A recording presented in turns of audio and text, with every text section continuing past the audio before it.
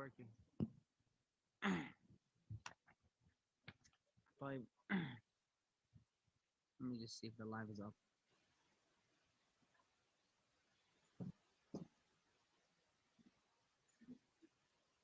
طيب بسم الله الرحمن الرحيم. بسم الله الرحمن الرحيم.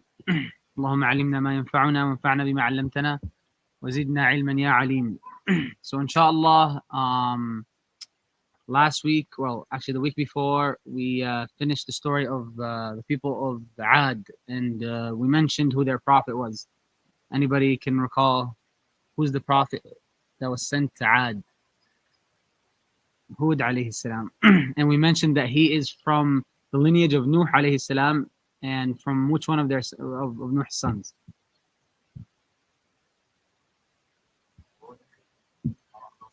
So what are the names of the sons of Nuh? Can I get one from?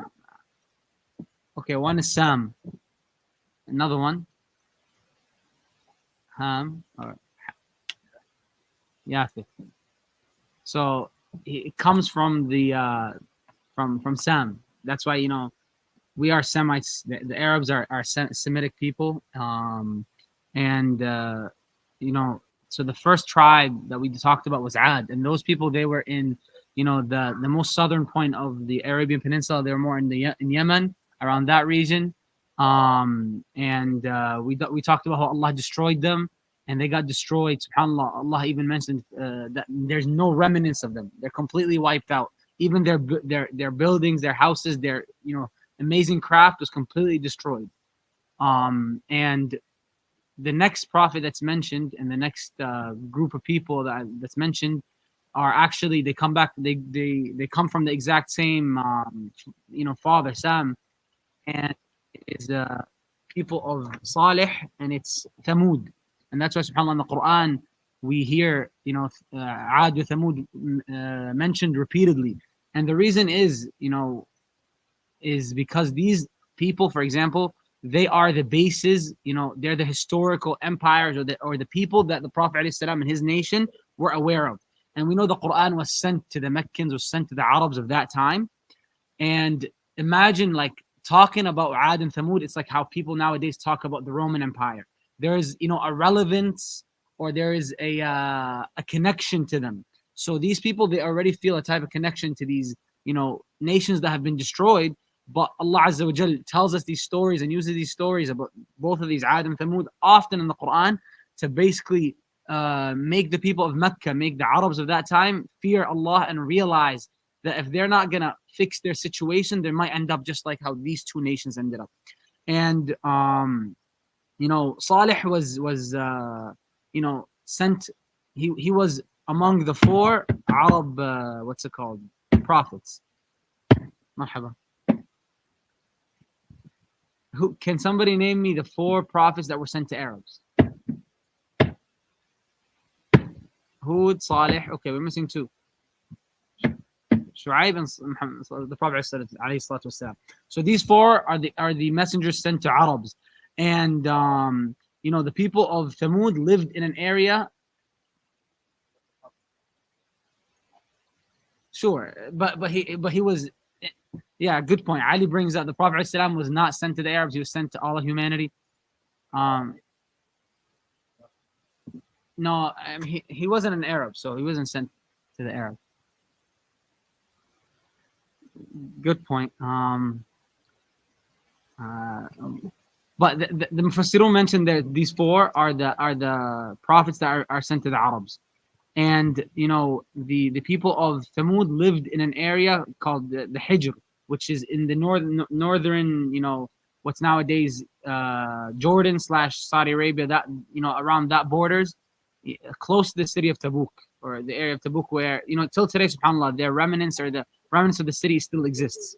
And we'll go through, subhanAllah, what's left of it. So similarly to the people of Ad, these people worshipped idols, and even though they saw what happened to the people of Ad, it did not change, for them at all. And they had the same type of, magnificent structures. They would build, buildings inside, and houses and palaces inside the mountains. So subhanAllah, like, we described last time how beautiful it is, and like you get the view of the mountain, and you get, this is not an easy structure. When we look at the people of back in the day, sometimes we tend to feel like they're stupid or they're backward minded, but subhanallah, these we're talking about, people that were very strong and were very technologically advanced, that they were able to make these magnificent buildings. And this is the case because Allah describes them as such in the Quran. And Allah says, وَلَقَدْ كَذَّبَ أَصْحَابُ الْحِجْرِ الْمُرْسَلِينَ وَآتَيْنَاهُم آيَاتِنَا فَكَانُوا عَنْهَا مُعْرِضِينَ وَكَانُوا يَنْحِتُونَ مِنَ الْجِبَالِ بُيُوتًا آمِنِينَ. Allah sent the people of the Hijr. They basically did not follow the messenger that Allah sent. And these people, they were, from their arrogance and from their pride, because they were able to build these magnificent structures, they felt like they were superior. And subhanallah, this advancement technology, just like Ad, they have this type of worshiping the self and not worshiping Allah Azza wa Jalla. And so Allah sent Salih, and Salih alayhi salam was among the rich from his people. He wasn't just a plain person. He wasn't just somebody who was a common person. He was one of the richest of from his tribe. He was one of the most educated, and he was one of the most respected. And so, subhanAllah, they were even considering him to be the next leader. And, as you see, subhanAllah, when the message comes and these people start to realize that this man is trying to change their ways and he's coming, with something from the divine, they completely forget that he was, this man before, and he was a great person before. They completely, call him a liar, and they start making fun of him, accusing him of blasphemy. But subhanAllah, we get to see this notion where Allah sends messengers, like our Prophet ﷺ, he sends these people not from anywhere, like from within their tribes, from within their people, and he gives them status and he gives them respect. And that's because subhanAllah is to show that this type of level of PR is important. So like when we even look to nowadays, to our involvement in our society, in our culture, if we want to be impactful Muslims, we have to already have that PR in place. We have to be already good in our jobs. We have to be already good in our fields, so that when we do give the message of Islam, or when we do act as people who give da'wah, we already have a basis on it. Just like how every messenger was trusted by his people, and he was in an important position. But subhanallah, this is repeatedly emphasized. Allah emphasizes this repeatedly.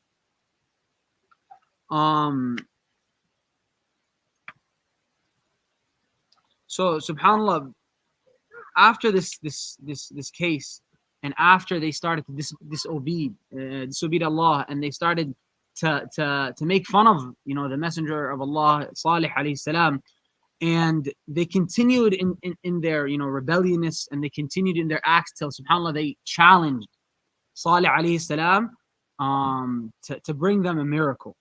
And I really want to focus on this miracle and the way they challenged him. So now imagine this scene.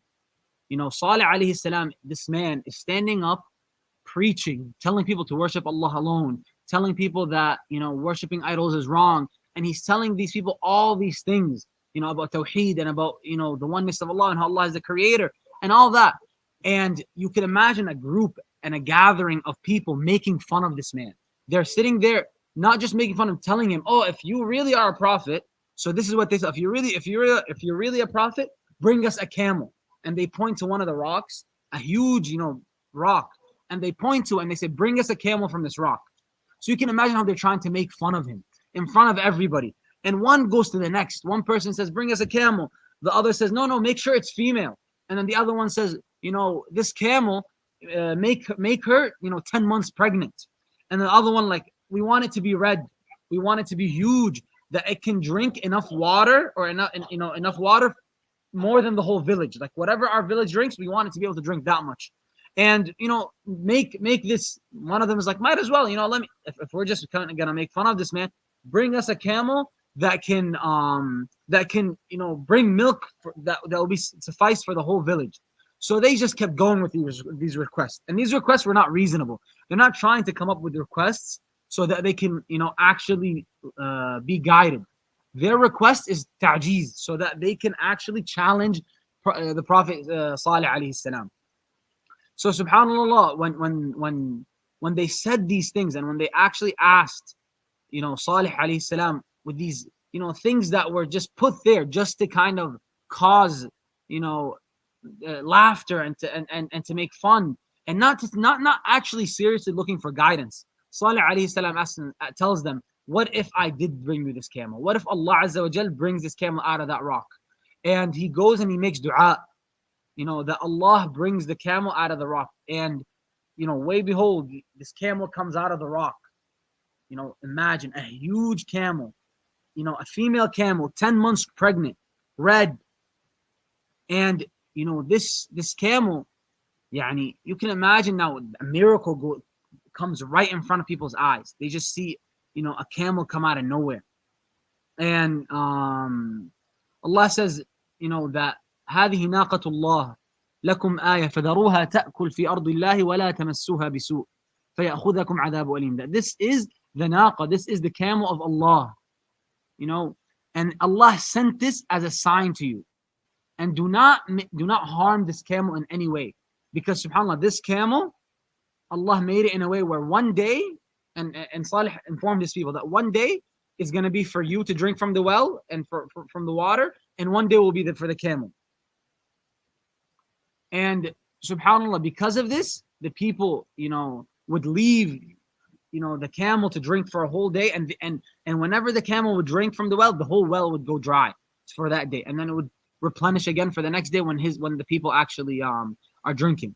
For subhanAllah, this sign, this ayah that they asked for specifically, and yet, of course, they disbelieve. And this is, a very, very important point, is, how blind in disbelief they are, and how much the human, subhanAllah, as much as they want a sign to come perfect the way they want, yet they still don't believe. Like, just picture the amount of arrogance where you're asking Allah to bring exactly what you asked for, and that comes, and yet you still disbelieve. Because this is where it shows you that the eyes are not blind, but it's the hearts that are blind, subhanAllah. Because when you, regardless of what miracle comes in your face, you're going to neglect it, then really that's a sickness of the heart. That's not an issue with rationale. That's not an issue with, understanding the ayat of Allah. And there is a very profound story. It was of a convert. I'm pretty sure, people have seen it. It's of an Australian guy. He's talking about his conversion story. And subhanAllah, he said he studied a lot of religions, and he studied a lot of different religions, trying to get close to Allah Azza wa Jal, trying to find God, trying to find purpose in life. And when he stumbled upon all these different religions, he found none of them to be, ones that pleased him or that actually made sense to him, till he learned about Islam. And he learned about Islam, and he said, okay, this makes sense, and he liked it and whatever. But he was just so scared to make that leap of faith. He just felt like, to me, like, this is kind of too much. Like, I don't know, I'm scared. So subhanAllah, he narrates the story, and he says he opens the Quran, he puts on some candles, he opens the windows, he makes like a nice scene in his words. He makes like a nice vibe, so that now, Ya Allah, I'm waiting for you to send a sign for me. And he's sitting there, and he's like, Ya Allah, I'm waiting for you to send a sign, and nothing happens. And then he's like, God, I'm gonna give you one more chance. So you can imagine that this is the attitude of a human. This guy is even, he's plain. It's not like he was trying to be disobedient, but we have this feeling like. And so this man is like, I'm waiting and nothing happened, like completely blank. And then after, subhanAllah, he looks in the Quran to where the Quran was open, and the verses that he was reading right there is it not enough? All the signs we've sent, subhanAllah. And the signs in the sky and the earth, and he reads these. And I assume he was reading from Surah Al-Rahman about all the miracles of Allah Azza wa Jal. But from this story, when he saw this, he was shook. He's like, how arrogant am I that I wanted a specific sign the way I want? And similarly, these people here, this is kind of what they wanted. And when you have this type of attitude, Allah might give it to you like He gave these people. But you know what comes after if you disbelieve? Punishment, great punishment. So the lesson for us from this part of the story, subhanAllah, is that when we look for guidance, we need to be humble. We can't look for guidance and think that Allah is going to answer our du'as or Allah is going to answer, our search for the truth the way we want. We can't ask Allah, Ya Allah, like if Islam is the truth, do this and this. Like you don't get to run things around here. Subhanallah. But some of us, we might not say it, but our hearts have this type of feeling. And, it's fine for us to even have these doubts, but we need to address them sincerely. And the way we do it, like how do we actually ask for guidance? Allah tells us in the Quran, Surah Al-Fatiha, we ask Allah Azza wa Jalla, every Surah Al-Fatiha, Ihdina as-sirat al-mustaqim, that guide us to the straight path. And, when we say that right after the next page, like Surah Al-Fatiha is on one page, the next page, Surah Al-Baqarah, it says, Alif Lam Mim, ذَلِكَ الْكِتَابُ لَا رَيْبَ فِيهِ هُدًى لِلْمُتَّقِينَ. This book, that there's no, imperfections in it, there's no raib, there's nothing ambiguous about this book. In it is guidance. So we ask Allah for guidance, and in the next page He gives us the answer. It's in this book, the guidance. But in between, there's Alif Lam Mim. There is Alif, these letters that Allah puts. And, a lot of the Mufassirun say that these letters are put there for what reason? The letters are put there, subhanAllah, so that we can learn that not everything in this book we're going to know.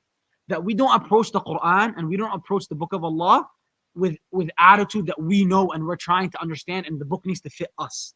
We submit to the book and we say Alif Lam Mim, meaning I will not understand everything in this book, but for me to be guided, I need to open it and read it and slowly try to be guided. Slowly ask Allah for help with humbleness. And so when we want to be guided and when we want to actually experience the miracles of Allah, experience the ayat, there's the ayat of the kawn, there's the ayat, that we see around us every single day from the sky to the earth, and be able to connect with those verses and the verses of the Quran, the number one thing is to have humbleness and not be like these people who they saw the perfect sign. Imagine me and you saw, Musa split the sea, or we saw a camel come out after, from a rock.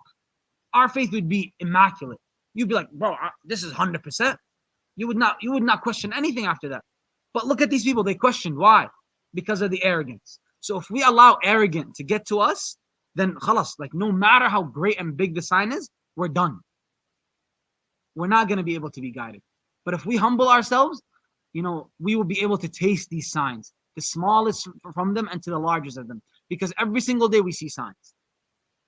And so let's get back to the story. But I just thought, subhanAllah, this is a very beneficial tangent.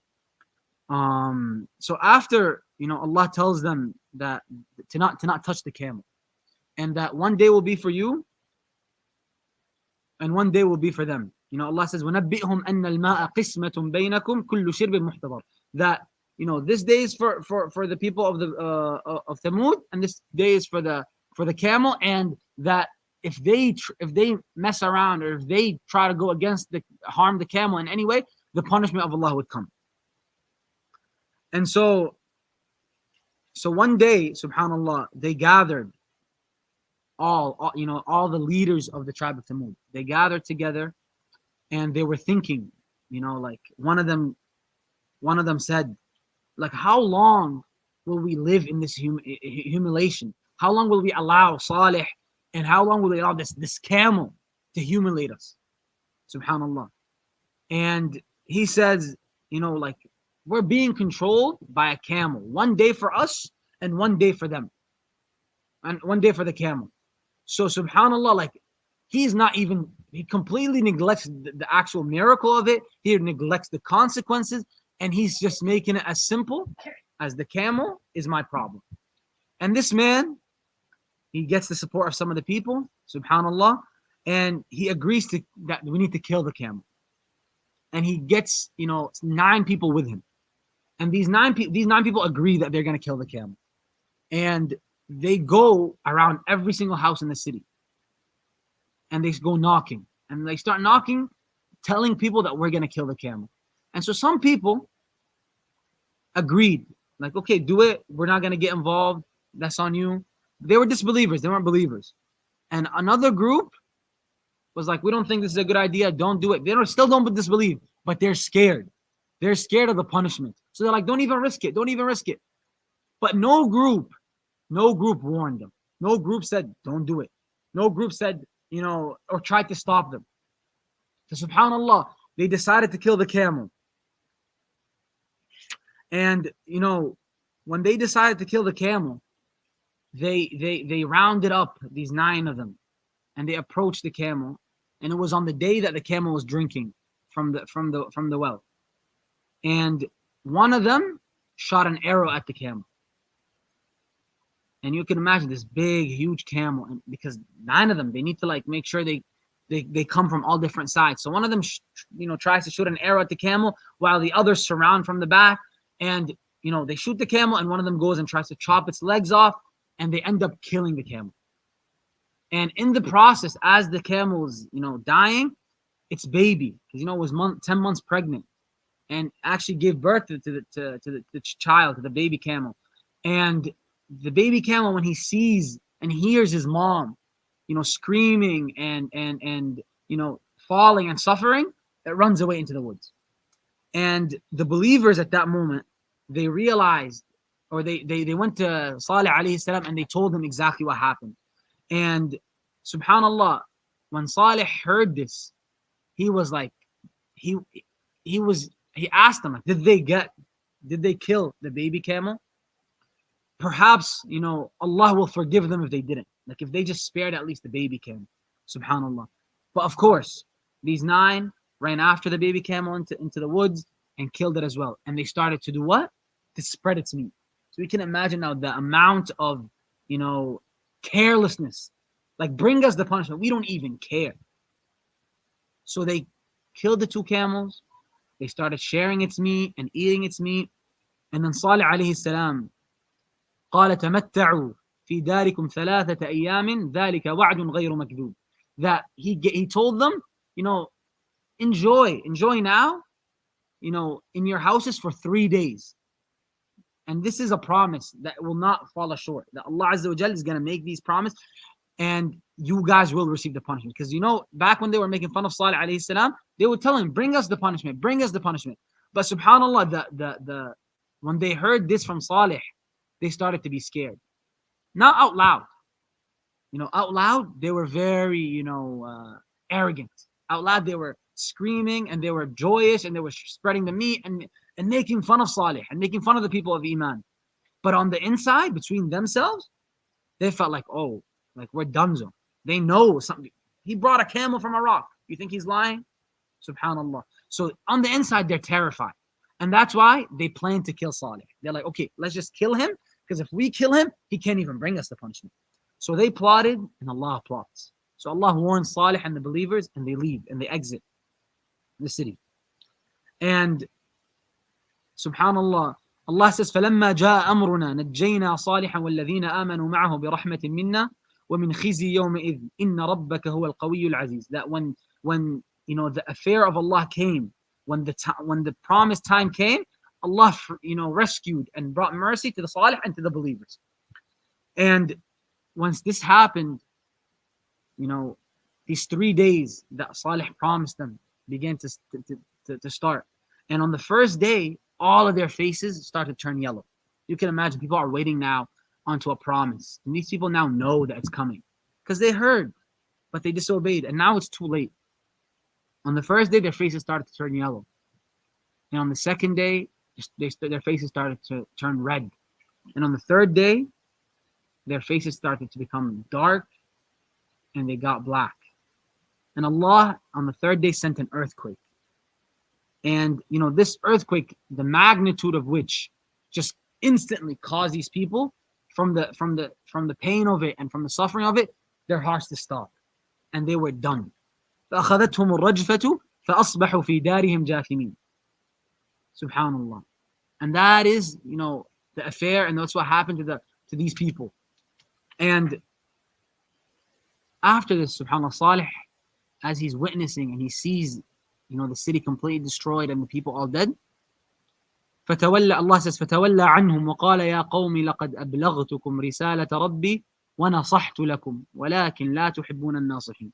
He reminds them and he says out loud, "O my people, I have warned you, and I have delivered to you the message of my Lord, and I have advised you, but you people don't like the advisors. You people don't like somebody who brings advice.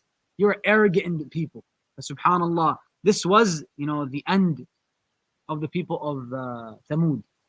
And, story, the Prophet ﷺ, as he was passing by on the way to Tabuk, as he was passing by, the city, he the companions, there was a well, which is the exact same well that Thamud was using. The companions that went before the Prophet ﷺ, they filled up water and they were making dough out of the well, out of the water for the dough, and they mixed it with with some of the other ingredients to make dough. And the Prophet ﷺ, when he heard this, he told the companions to anything from the dough that they made to feed it to their animals, not to eat it, and anything from the water that they filled to dump it out, because he said this is basically a cursed land, and that if anybody would pass by it, that he did not permit anybody to go through it to pass by except if they're weeping, because subhanallah, Allah left these people until today. If you go to that area of Saudi Arabia, you can find where Thamud is, and you can find pictures of them online, and Allah left them as a sign for us. Not for us to use them as tourist areas or for people to go take pictures. Like, this is ancient stuff. No, if you're gonna go there, or if you're gonna look into this stuff, or you're gonna go through it, subhanallah, there has to be a feeling of pain for what happened, or a fear from how Allah punished these people. And Allah left it for us as a sign, not for us to not for us to like indulge in and to like think of it as like history and try to take pictures of it or whatever. But subhanallah, like, that is whatever is remaining of them. And just like the people of Ad, Thamud were gone, were done. And this is the whatever is, these are the stories of the Arab Al-Ariba, they call them. So this is the ancient Arabs. The Prophet ﷺ comes from the lineage of Ismail alayhi salam and the lineage of Ibrahim, who were the Arab, the different side of the Arab Musta'riba. So subhanallah, these people, khalas, they're gone. That side of the Arabs are done. But this is the early stages of the Arabs. And subhanallah, again, we mentioned in the beginning, the reason why Allah emphasizes these stories in the Quran. You go to Surah Hud, you go to Surah Naml, Surah Shu'ara, a lot of these surahs, Allah emphasizes the story of these two people because they have a relevance to the Arabs of that time, to the Arabs of the Prophet ﷺ. They had a connection with them. The same way, many of us will look at, different empires of back in the day, and we had pictures of them or whatever. We have like a collection of them. These people had a collection of these people. So that's why, subhanallah, we have this information. So if there's any questions, inshallah, we can have them. Any question, comments, concern, any other lessons I couldn't derive, you guys derive? Rayan.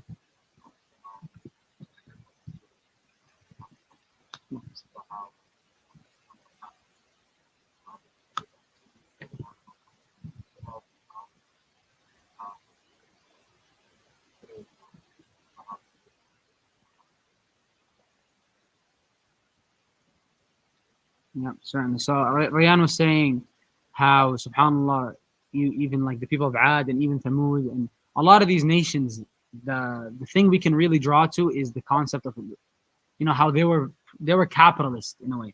They really cared about what's